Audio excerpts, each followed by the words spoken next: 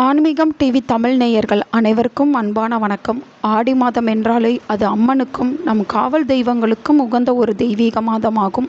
இந்த ஆடி மாதத்தில் முதல் நாளான ஆடி பிறப்பு அன்றைக்கு நாம் செய்ய வேண்டிய குலதெய்வ வழிபாடு நம் பரம்பரைக்கே ரட்சையாக அரணாக நின்று காக்கும் என்பது உங்களுக்கு தெரியுமா? குல தெய்வம் கைவிட்டால் வேறு எந்த தெய்வமும் நம்மை காக்காது அப்படின்னு முன்னோர்கள் சொல்வார்கள். நம்முடைய முன்னேற்ற தடை, தீராத நோய், குடும்பத்தில் எப்பவும் சண்டை சச்சரவு, பணத்தட்டுப்பாடு, இது எல்லாத்துக்கும் முக்கிய காரணம் குலதெய்வ குற்றம் அல்லது குலதெய்வத்தின் அருள் நம்ம வீட்டிற்கு கிடைக்காமல் இருப்பதுதான் காரணமாகும். இந்த வீடியோவில் ஆடி 1 அன்றைக்கு உங்கள் குலதெய்வத்தை உங்கள் வீட்டிற்குள்ளேயே வரவழைக்கக்கூடிய மிக எளிய ஆனால் மிக மிக சக்தி வாய்ந்த குலதெய்வ வசிய வழிபாட்டையும் இரகசிய பரிகாரத்தையும் பற்றி அக்குவேர் ஆணிவேராக பார்க்க போகின்றோம்.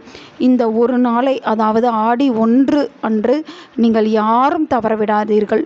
அப்புறம் மறுவிடம் முழுவதுமே வருத்தப்பட வேண்டியிருக்கும். அதனால் வீடியோவை ஸ்கிப் பண்ணாமல் முழுமையாக பாருங்கள். நம்ம சேனலை இன்னும் சப்ஸ்கிரைப் பண்ணாதவர்கள் உடனடியாக சப்ஸ்கிரைப். முதலில் ஆடி 1 அன்றைக்கு ஏன் குலதெய்வத்தை வழிபட வேண்டும் என்று தெரிந்து கொள்வோம். ஆடி மாதம் என்பது சூரியன் கடகராசிக்குள் பிரவேசிக்கும் தட்சிணாயன புண்ணிய காலம் தொடங்கும் காலமாகும். இந்த காலம் தேவர்களின் இரவு பொழுது என்று சொல்லப்படுகிறது. இந்த நேரத்தில்தான் நம்முடைய பித்ருக்களும், அதாவது முன்னோர்களும், நம் குலத்தை காக்கும் குலதெய்வமும் பூமிக்கு நெருக்கமாக வந்து நமக்கு ஆசி வழங்குவதாக ஐதீகம். பல பேருக்கு சொந்த ஊரில் இருக்கின்ற குலதெய்வ கோவிலுக்கு ஆடி 1 அன்றைக்கு நேரில் போக முடியாது. ஆனால் இந்த ஆடி பிறப்பு நன்னாளில் உங்கள் வீட்டு வாசலை தேடி உங்கள் குலதெய்வம் ஓடி வரும். அதற்கு நாம் செய்ய வேண்டியதெல்லாம் நம் வீட்டை ஒரு கோவிலாக மாட்டி அவர்களை அன்போடு வரவேற்பது மட்டும்தான். அன்றைய தினம் செய்யும் வழிபாடு உங்களுடைய பித்ரு தோஷம் மற்றும் குலதெய்வ தோஷங்கள் அத்தனையும் நீக்கும் சக்தி கொண்டது. ஆடி 1 பூஜைக்கு முன்பே வீட்டை எப்படி சுத்தம் செய்வது என்பதை பற்றி பார்க்கலாம்.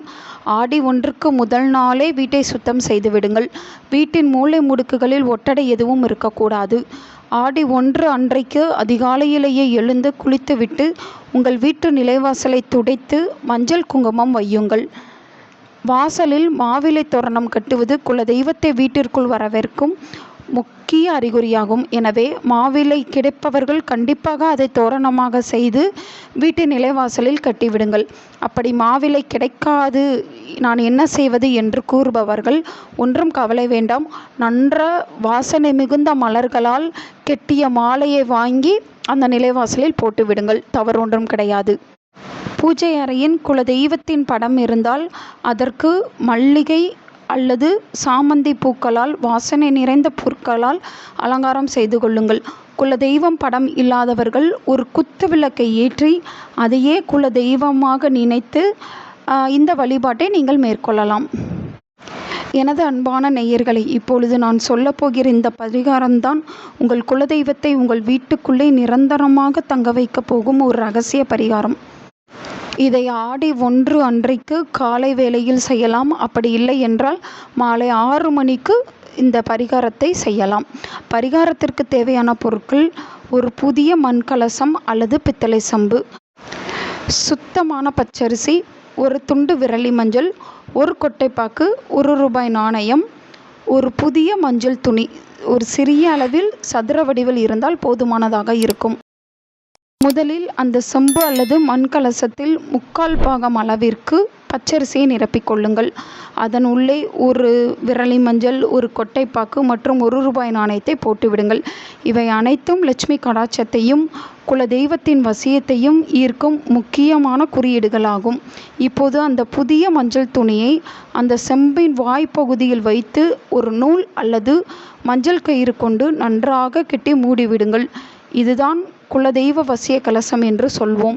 இந்த கலசத்தை உங்கள் பூஜை அறையில் குலதெய்வ படத்திற்கு முன்னால் வைத்து விடுங்கள். இதன் முன்னால் நெய் தீபம் ஏற்றி, என் குலதெய்வமே, அதாவது உங்கள் குலதெய்வத்தின் பெயரை சொல்லுங்கள். பிறகு, நீ இந்த கலசத்தில் எழுந்தருளி எங்கள் குடும்பத்தை காக்க வேண்டும். வீட்டில் இருக்கும் வறுமையும் தடைகளும் நீங்க வேண்டும். என் வீட்டிற்கு செல்வம் வளமும் பொருள் வளமும் தங்க நகையும் மென்மேலும் சேர நீதான் அருள் புரிய வேண்டும்.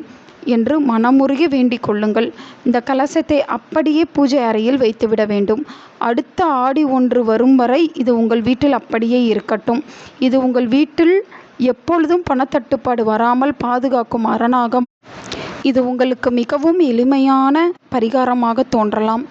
எல்லோராலும் எளிமையாக செய்துவிடக்கூடியதாகவும் இருக்கும். ஆனால் இது மிக மிக சக்தி வாய்ந்த ஒன்று. இந்த ஒரு வருடம் நீங்கள் இந்த வருடம் இந்த கலசத்தை வைத்து பாருங்கள். அடுத்த வருடம் ஆடி 1ற்குள் உங்கள் வீட்டில் ஏற்படும் மாற்றங்களை நீங்களே கண்கூடாக பார்ப்பீர்கள். அந்த அளவிற்கு இது மிக மிக விசேஷமான கலசமாகும். ஆடிப்பிறப்பு என்றாலே நம் தமிழ்நாட்டில் பாரம்பரியமாக செய்யக்கூடிய சில விசேஷ உணவுகள் இருக்கும். குலதெய்வம் என்பது நம் வீட்டு பெரியவர்கள் போன்றவர்கள். அவர்களுக்கு பிடித்தமான உணவுகளை படைப்பது தான் முறை. எனவே ஆடி 1 அன்று தெய்வத்திற்கு படைக்கக்கூடிய குலதெய்வத்திற்கு படைக்கக்கூடிய முக்கிய உணவுகள் பற்றி பார்த்து விடலாம். இனிப்பு கலந்த நெய்வேத்தியம் என்றால் குலதெய்வத்திற்கு மிகவும் பிடிக்கும். எனவே தேங்காய் பால் பாயாசம் அல்லது சர்க்கரை பொங்கல் செய்து வைத்து நெய்வேத்தியமாக படைக்கலாம். அப்படி இல்லை என்றால் ஆடிப்பால் செய்யலாம். அதாவது ஆடிப்பால் என்றால் தேங்காய் பாலில் வெல்லம், ஏலக்காய் மற்றும் சுக்குத்தூள் சேர்த்து செய்யக்கூடியது தான் ஆடிப்பால். இது வைப்பது அன்றைய தினத்தின் மிக மிக விசேஷமான பிரசாதமாக பார்க்கப்படுகிறது. இது இரண்டும் இல்லாமல் மூன்றாவதாக வடை மற்றும் பாயாசத்துடன் கூடிய அமுதும் படைத்து நீங்கள் குலதெய்வத்தை வழிபடலாம்.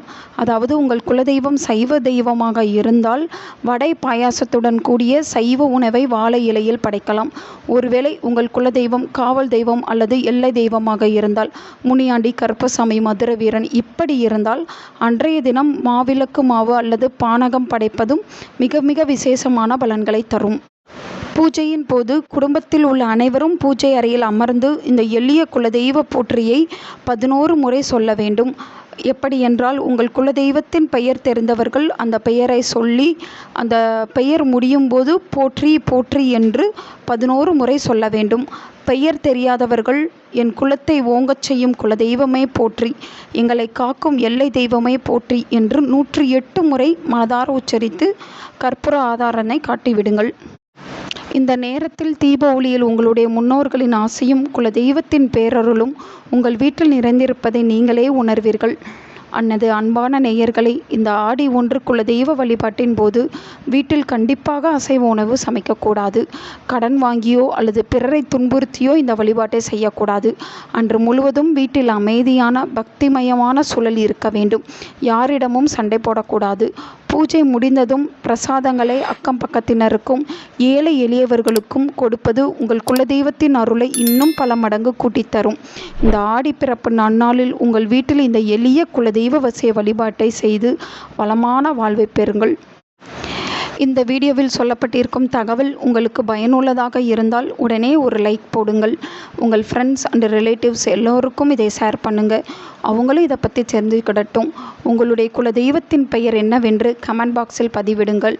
அந்த குலதெய்வத்தின் பெயரை போட்டு போற்றி என்று கமெண்ட் பாக்ஸில் பதிவிடுங்கள். மீண்டும் அடுத்த ஒரு நல்ல ஆன்மீக வீடியோவில் சந்திப்போம். நன்றி, வணக்கம்.